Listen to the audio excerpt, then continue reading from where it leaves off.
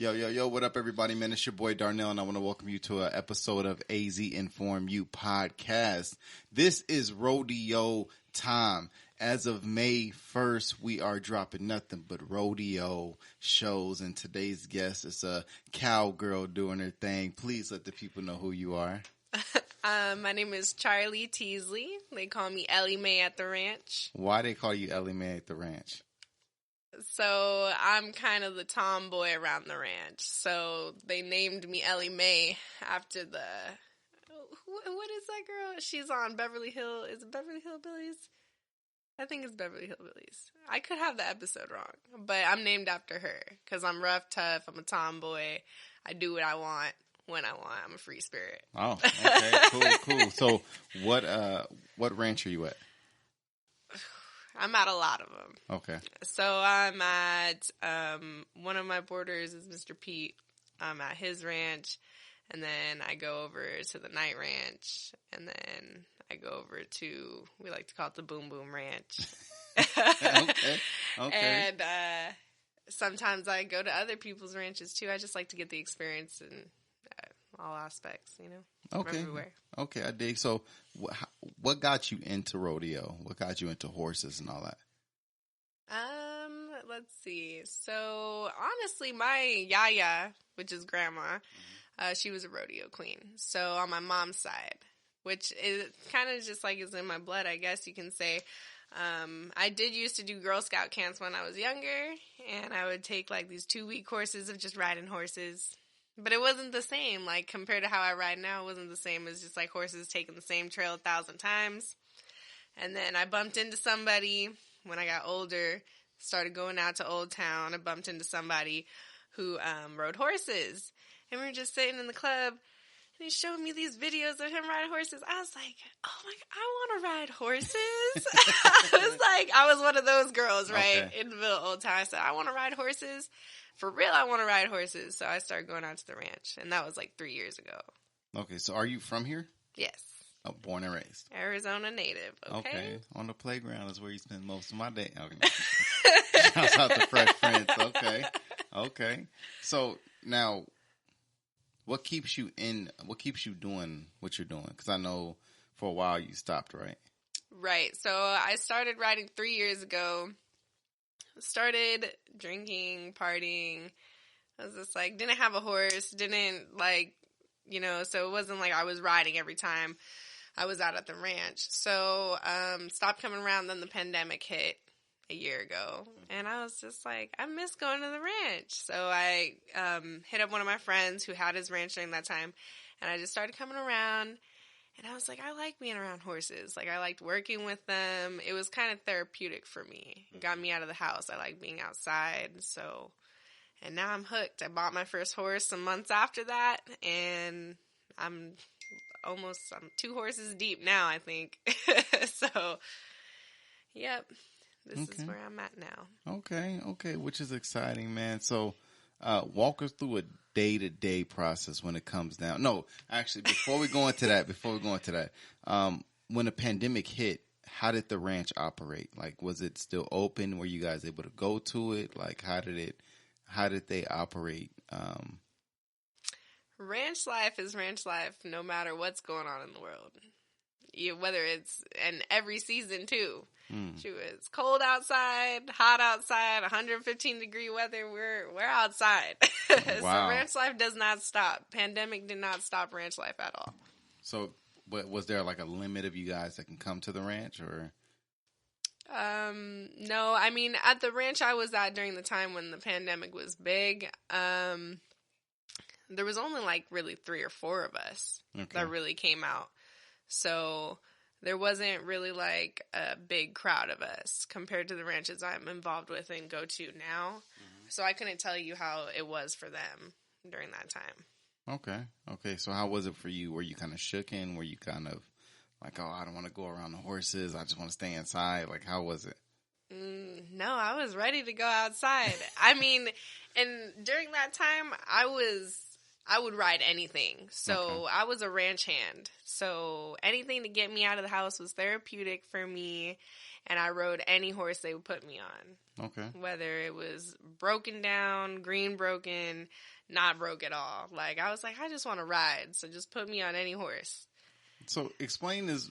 I'm not a cowboy. I mean, I find horses very therapeutic to me. Like, I can go out to a ranch and I can just hang with horses and just pet them and whatever. And it's just relaxing. You don't ever know what a horse goes through, but for you, it's just like very therapeutic. So, all those terms that you said, broken, green broken, whatever. Oh, like, okay. Okay. Can you break down those terms for the people that don't know what that means? Okay. So a broken horse is basically what people are used to. You could ride the horse, stand next to the horse is just going to stand there. It's basically a horse that's used to human interaction. You can ride it, you can turn it, you can make it do whatever when you're on it. That's a broken down horse. Okay. A green broke horse is basically a horse that knows what it's supposed to do, but it has it has bad habits that you gotta stop. Like, the horse could, simple things that we deal with on a regular basis. Horse doesn't want to go down the driveway. Okay. Horse likes to back up when it doesn't feel like going. Like, for instance, like when we go to Gymkhana events, the horse is backing up, doesn't want to shoot out of the arena. Or let's say horse kicks. There's just bad habits that horses have. My horse, when I first got her, she wouldn't stand still when you got on her. So she literally is like spinning you in a circle and your foot's in the stirrup. Next thing you know, your foot's caught. But yeah, like certain things like green broke, bad habits. Okay, so what's the name of your horse? Zara. And what type of horse is it? She's a Tennessee Walker. Tennessee Walker. Mm-hmm. All right, so I don't know. I'm very green when it comes down to the names. I just see horse. I'm like, oh, that's a beautiful horse. But I never know, like, the names of, like, I can look at a blue nose pit dog. I'm like, okay, that's a blue nose pit, but I'm not. So how did you become so intelligent when it came down to the breed of a horse? So, to be honest, that took me a long time to get down.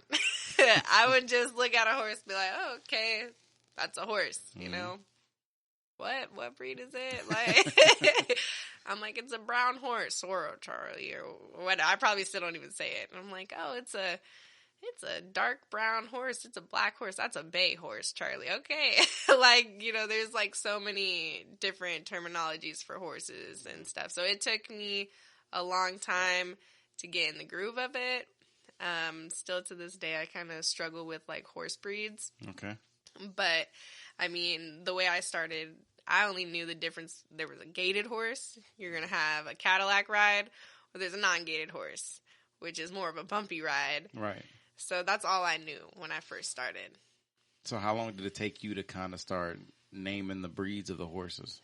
I just started probably like getting in the groove of like looking at horses, and like I joined a bunch of Facebook pages, and I was like looking at I look at horses every day, like literally every day. I'm like looking at horse stuff.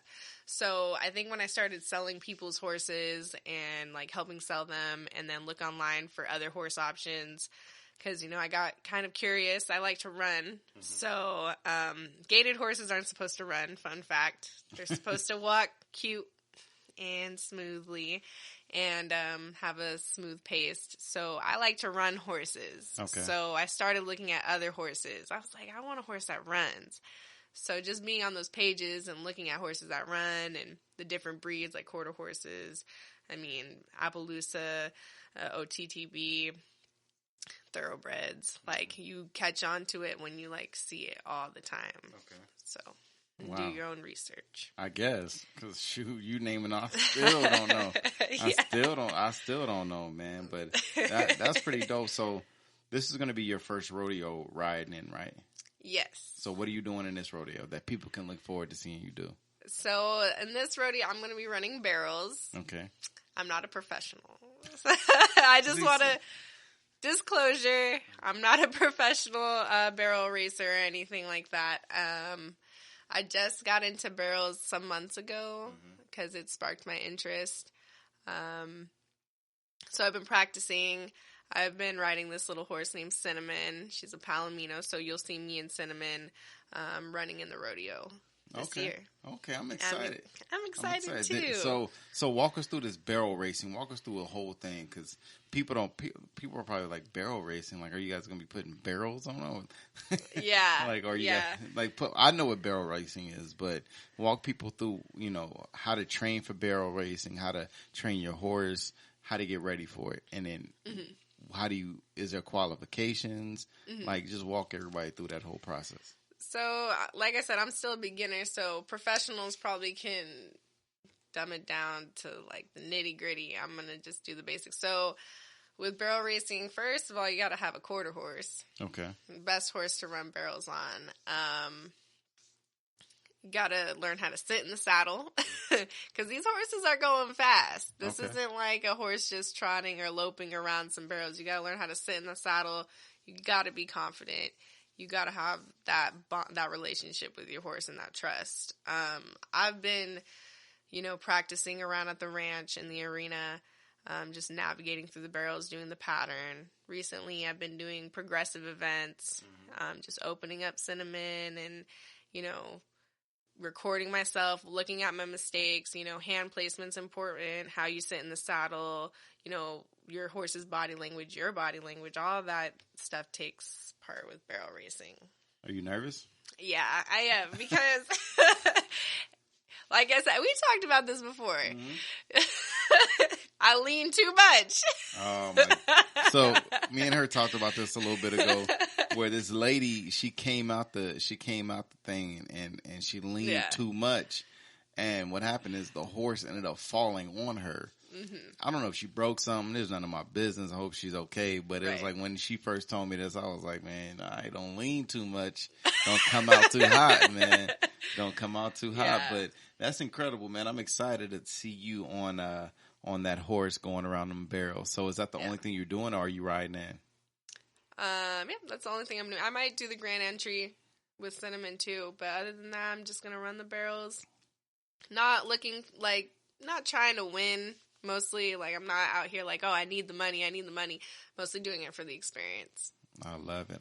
So, if somebody wanted to get a hold of you, if somebody wanted to talk to you, if somebody wanted to catch up with you, if somebody wanted to just learn from you, how would they be able to get a hold of you? Ooh. That's a lot, ain't it? That's a lot. Well, I tell a lot of people catch me at the ranch. I mean, that's the easiest way to get a hold of me. I'm on social media.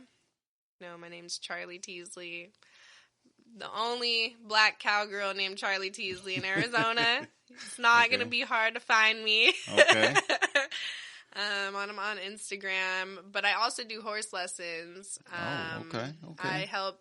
I help my friends out, Ray and JT. They have a riding company, or a riding horse lesson business called Double J Riding. Okay. So that's another way, if you wanted to get more in tune with horses and work one-on-one with me. That's another way people can reach out to me and schedule a horse lesson. I love it. So do you have a website? Yes, it's doublejriding.com. Okay. And you can let them know that you want me to be the one to do the horse lesson. And what's the typical amount? What's the charge to learn how to ride? $50 an hour. And how long do you guys usually do? An hour. An hour? Yeah, $50 an hour. But yeah, $50 an hour. Okay. I mean, it also depends, like, what kind of lesson you're trying to do. Are you trying to just come, pet on a horse? Like, everybody's motives for horse lessons are different. I'm actually learning that since I've been working close with, like, kids. Mm-hmm. I've worked with adults lately. I've worked with, like, little kids, little, like, not, like, toddlers. So everybody's motives are different. You kind of figure that out, each person that comes in. And how old are you? I'm 25. You're 25 and doing it big, man. Listen, if all my 25-year-olds, all my young ladies out there that want to do it big, I promise you, man, this is an inspiration. Well, look, Miss Charlie T, I appreciate you coming on our rodeo edition of AZ Inform You. Right. Listen, man, y'all can listen for us every week, man, on the same channel, on every platform. We are out here. And also, me and Charlie have a show called DC. Yes. Where we'll be talking about everything, man. Kind of Yeah. getting into concepts of relationships so I'm 34, she's 25. So we're still kind of in that same age range a little bit, you know what I mean? But, the concepts, the situations, what we went through is the same. So I need y'all to catch us every Wednesday with DC. We'll be dropping rodeo shows every week, all week. Yep. It's coming to you guys. So again, Charlie, I appreciate you so much coming out and chopping it up with us on this late night. No problem. I look forward to seeing everybody at the rodeo. Hey, May 15th, it's going down. Yep. There's 2 shows, 1 o'clock and 7 o'clock. It's out there at where, Charlie? Westworld in Scottsdale. And if you don't know where that is, please Google it because it'll tell you I don't know the direct address to it. But Or they can visit ArizonaBlackRodeo.com for more information. I love it. Get your tickets, get your gear to support, man. Definitely go to azrodeo.com. Also, if you do want to buy tickets and you don't want to go online to do it, come down to the Informant office at 1301 East Washington Street on the south end of the of the light rail. We're right here at the Arizona Informant office again, 1301 East Washington Street. We are open Monday through Friday from 9:30 until 4:30, man. But we're here late a lot of times working. So please come check us out. Come rock with us. AZ Black Rodeo, the hottest show on dirt. Thank you so much, Charlie.